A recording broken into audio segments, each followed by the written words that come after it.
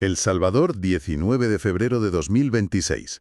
Los temas principales que vamos a tratar son el exhaustivo Reglamento General de la Ley de Navegación, las nuevas directrices sobre protección del medio ambiente acuático y seguridad portuaria, y un repaso a las resoluciones administrativas, societarias y legales que marcan el pulso cotidiano del país. Y resulta tremendo observar cómo se llega a reorganizar, reestructurar y codificar absolutamente toda la relación con el mar. Es un despliegue normativo que intenta abarcar desde esos inmensos buques mercantes que cruzan océanos hasta la persona que una tarde de domingo decide salir a remar en un kayak. Se plantea una arquitectura legal que sobre el papel no quiere dejar absolutamente nada al azar. Es que regular el entorno marítimo y fluvial no es ni de lejos poner semáforos para ordenar un par de barcos. Se trata del gran panorama. Claro, Hay que entenderlo como un ejercicio profundísimo de soberanía estatal. Es una integración en la red de la economía global y, al mismo tiempo, la creación de un escudo de protección ecológica. o sea que no es solo burocracia. Para nada. Cuando se redacta un marco legal con este nivel de minuciosidad, lo que se busca es que la maquinaria de la industria pesada y la preservación del ecosistema marino aprendan a convivir bajo reglas muy estrictas. Ya, pero, claro, me llama mucho la atención la cantidad de poder que concentra la autoridad encargada de vigilar esa convivencia. Hablemos de la Marina Nacional, que asume un rol que parece casi el de un sheriff absoluto del mar. Ujú. ¿No resulta un poco excesivo? Prácticamente es un monopolio sobre el agua. Dicta las normas, regula las tarifas, supervisa, controla, vigila, resuelve conflictos y encima sanciona. Abarca cada milímetro del ciclo de vida de cualquier actividad acuática. A ver, puede dar esa impresión de concentración extrema, sí, pero la justificación técnica es que la dispersión de competencias en el mar suele acabar en desastre. En que nadie asuma la culpa. Exactamente. Ahora bien, para entender cómo funciona esto en la práctica, hay que fijarse en el modelo de financiación. Una maquinaria supervisora de este calibre requiere unos recursos descomunales. Y supongo que no pueden depender simplemente de los presupuestos generales del Estado de cada año, ¿verdad? Eso es. Por eso entra en juego el Fondo de Actividades Especiales. Y hay un mecanismo aquí que es, desde el punto de vista administrativo, muy astuto. ¿Cuál? Pues el 1% de los ingresos derivados de las tarifas de los servicios portiarios, los que se cobran a las naves y a la carga en los puertos, va directamente a financiar a esta autoridad marítima. O sea, es un sistema que se alimenta a sí mismo. Totalmente. El propio océano, o mejor dicho, el comercio que navega por él, paga su propia fuerza policial. Esa es la idea. A mayor tráfico comercial, mayores recursos directos para supervisar ese tráfico. Se garantiza que la capacidad de fiscalización, de tener inspectores y patrullas, crezca de forma proporcional a la actividad económica que se debe vigilar. Tiene toda la lógica. Y esa vigilancia tiene rostros concretos en la figura de los capitanes de puerto y los comandantes de destacamentos navales. Lo curioso es que su terreno no termina en la playa. No, que va. Velan por el orden y la disciplina en alta mar, lógicamente, pero también tienen jurisdicción en ríos y lagos navegables. Tienen el control total del medio acuático. Pero, ¿qué pasa cuando las cosas verdaderamente se tuercen?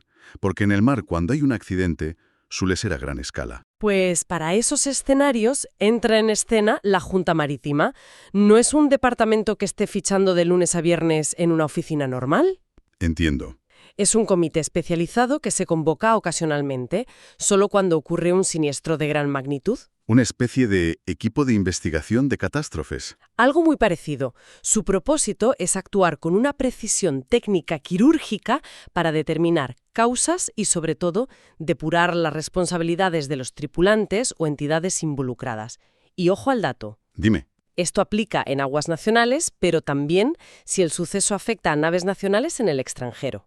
Garantizar que el análisis sea exhaustivo e imparcial es vital, sobre todo de cara al comercio internacional y a las aseguradoras, que son quienes al final asumen los costes de un desastre. Y hablando de asumir cargas y responsabilidades, fíjate que es imposible no sentir cierta fascinación por la figura del capitán de nave. Si lo pensamos bien, cuando un barco zarpa y pierde de vista la costa, el capitán se convierte básicamente en un pequeño jefe de estado flotante. Literal. Su palabra es la ley. Totalmente. Y su herramienta de gobierno, la más importante de todas, es la bitácora o diario de navegación. Las exigencias sobre este libro son absolutas. No se admiten espacios en blanco, no hay enmendaduras posibles, ni tachones, ni se pueden arrancar páginas. Ni una gota de corrector, vamos. Todo tiene que ser prístino. La razón de esa rigurosidad extrema es la trascendencia jurídica que tiene. En medio del océano, ese diario es la única prueba fehaciente, el registro minuto a minuto de la realidad. Cualquier eventualidad debe documentarse de manera fidedigna, porque la nave, al fin y al cabo, es una extensión del territorio del Estado. Es el escenario de sucesos vitales que alteran el estatus civil de las personas. Claro, es que la vida no se pone en pausa por estar a 1000 millas de tierra firme. Si ocurre un nacimiento a bordo, es este capitán quien asume las funciones de registro civil y levanta el acta. Así es. El protocolo dicta que al llegar a puerto, el original de esa acta se entrega a la familia y una copia va a la capitanía. Pero también está la otra cara de la moneda, la más trágica, un fallecimiento en alta mar. Y es ahí donde la carga legal sobre los hombros del capitán resulta tremenda. Si hay un médico a bordo, él certifica la muerte. Lógico. Pero si no lo hay, que es lo habitual en buques mercantes estándar, el reglamento exige que el propio capitán espere 24 horas hasta observar señales inequívocas de muerte para poder certificarla oficialmente. Espera, 24 horas con el cuerpo ahí, asumiendo que no hay personal médico en medio de la nada. Tiene que ser una situación de una tensión psicológica enorme para la tripulación. Sin duda. Y después hay protocolos muy estrictos para la conservación del cadáver hasta tocar puerto. Pero si esa conservación resulta materialmente imposible o supone un riesgo sanitario, el reglamento contempla el lanzamiento al mar del cuerpo. Madre mía. Se debe hacer siguiendo los usos marineros, siempre en presencia de 2 testigos y dejando una constancia detalladísima en esa bitácora de la que hablábamos. Es una papeleta durísima, pero necesaria para mantener el orden jurídico en una situación de aislamiento total. Y la autoridad del capitán no termina ahí. También tiene el poder de otorgar un testamento marítimo. Imaginemos la escena. Una tormenta terrible y un tripulante dicta sus últimas voluntades al capitán. Es de película. Ese documento se convierte en un instrumento legal de primer orden. Al atracar en el primer puerto, el capitán tiene 5 días hábiles para entregarlo a la capitanía, y de ahí viaja directamente hasta la Corte Suprema de Justicia. Resulta increíble pensar en esa cadena burocrática que arranca en un camarote inundado y termina en el tribunal más alto del país. Es la conexión entre lo extremo y lo institucional, y esa misma cadena de responsabilidades también recae fuertemente sobre el armador, la figura empresarial que explota o es dueña del barco. Que muchas veces estará en una oficina cómoda y climatizada a miles de kilómetros del barco. Efectivamente. Sus obligaciones frente a la carga están calculadas al milímetro. Hay un límite de indemnización por daños a las mercancías que resulta muy pragmático. Se calcula por kilogramo de peso bruto de la mercancía dañada. O sea, a tanto el kilo independientemente de si llevas chatarra o microchips de ultimísima generación. Así es, la limitación objetiva estándar. Sin embargo, hay un principio legal que rompe ese escudo protector. El armador no puede invocar ese límite económico si se logra probar que la pérdida provino de una acción u omisión realizada con negligencia por su parte. Ya, entonces, si hay negligencia demostrada, la responsabilidad subjetiva entra en juego y desaparece cualquier tope de indemnización. Exacto. No hay límite que valga. Cambiando de tercio, vamos a dejar por un momento a los capitanes y armadores y miremos a la intersección entre esta gigantesca industria y el planeta en sí. Miremos hacia los astilleros, el manejo de mercancías peligrosas y lo que son básicamente unos escudos ambientales de tolerancia cero. ¿Qué falta hace?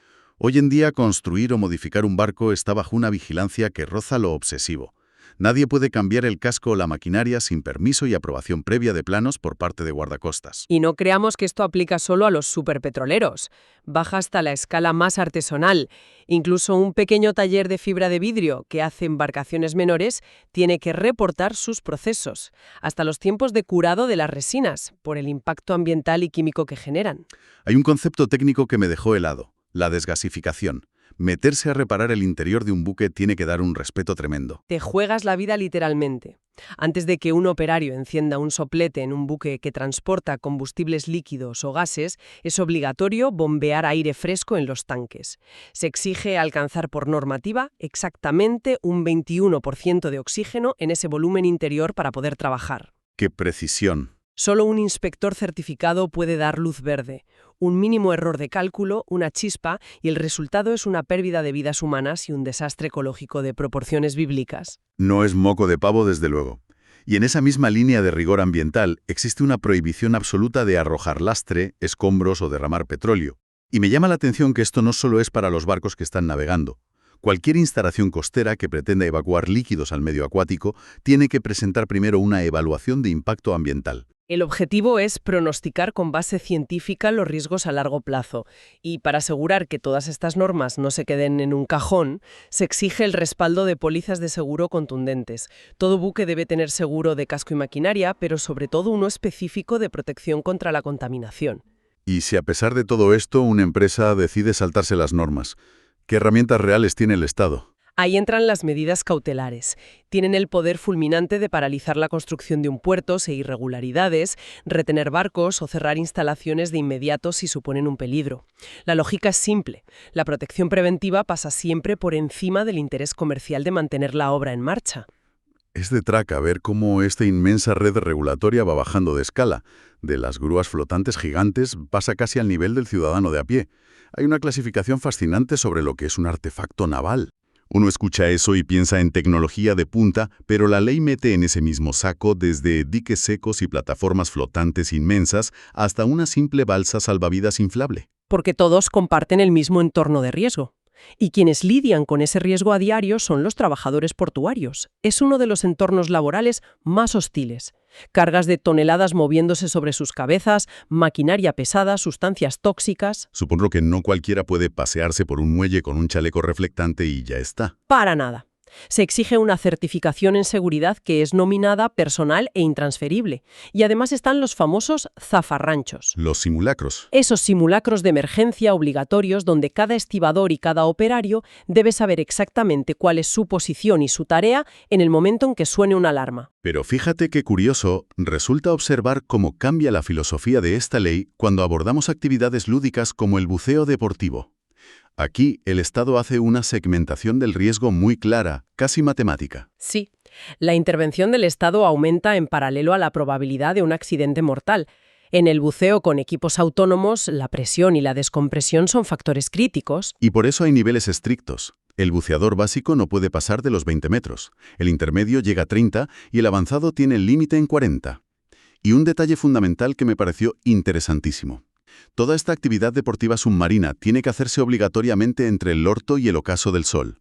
Es decir, bajo ningún concepto se permite de noche. Es una cuestión de limitar variables incontrolables en los rescates. Pero fíjate en el contraste.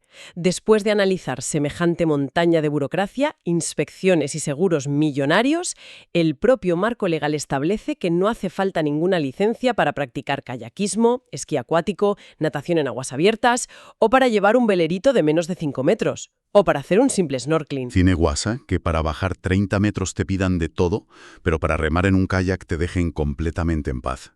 Es una demostración de puro sentido común.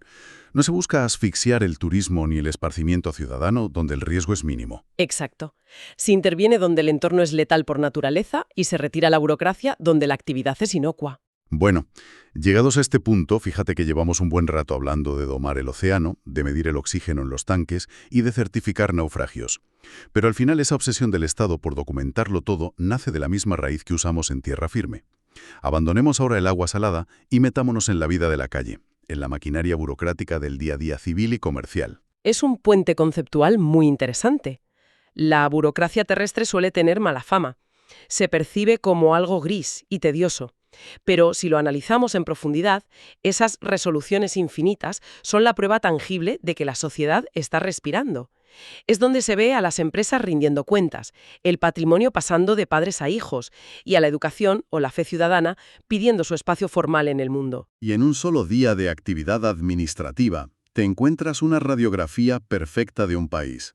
Por un lado vemos al Ministerio de Gobernación analizando y aprobando los estatutos de iglesias cristianas, como la Restaurando Vidas para Jesucristo o la Misión Cristiana Internacional Nueva Jerusalén Chalatenango. Es el Estado dando fe de la libertad de asociación y culto. Y en la esfera educativa se ven movimientos que afectan a familias enteras. Nombramientos directos, como el reconocimiento formal de la profesora Carla Guadalupe Ramírez para asumir la dirección del centro educativo privado Colegio Pequeño Mundo. La burocracia dando legitimidad a quien va a educar a las siguientes generaciones. Luego, si miras a la esfera industrial y macroeconómica, aparecen acuerdos que mueven millones. Por ejemplo, modificaciones en las listas de excepciones arancelarias para gigantes textiles como Greatex El Salvador. Estas decisiones cambian las reglas del juego de la competitividad frente a las importaciones. Pero, sinceramente, lo que más atrapa es el drama cotidiano de la gente normal. El latido civil puro y duro. Exacto. Ese drama cotidiano que queda reflejado en actas y edictos. Vemos convocatorias a juntas generales de accionistas, como la de Transportes Unidos de Mexicanos. Nos podemos imaginar a los socios debatiendo acalodadamente sobre los autobuses y los estados financieros. Vemos decenas de casos de herencia yacente. Ese concepto legal es fascinante. Para quien nos escucha, la herencia yacente es básicamente un limbo jurídico. Ocurre cuando hay bienes, casas o dinero congelado porque los herederos aún no han dado un paso al frente, o tal vez ni siquiera saben que tienen derecho a esa fortuna. Es tremendo. Es una riqueza paralizada en el tiempo a la espera de un trámite burocrático. Y luego está lo que debe ser una angustia tremenda. Los avisos de reposición de certificados de depósito a plazo fijo extraviados.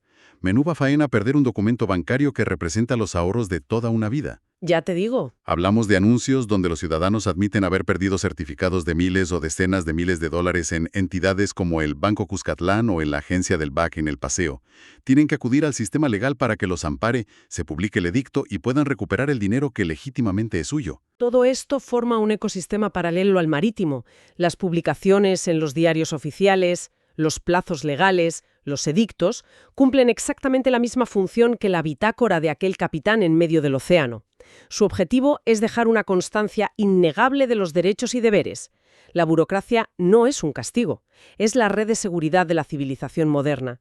Garantiza que cuando haya un problema, ya sea una herencia disputada en la capital o la pérdida de un cargamento en alta mar, existan reglas objetivas para solucionarlo. Es un contraste que da mucho que pensar. Por un lado, hemos analizado una maquinaria estatal capaz de dictar la mezcla exacta de aire para entrar en un tanque inflamable o cómo lidiar con una muerte a 1000 millas de la costa. Y por otro, hemos descendido a la microescala. El ciudadano que pierde un papel de su banco, la profesora que asume su cargo en el colegio o la persona que simplemente coge su kayak y se va a remar. Y todo, absolutamente todo, está sostenido por las mismas vigas institucionales. Queda una reflexión flotando en el aire tras ver todo este despliegue.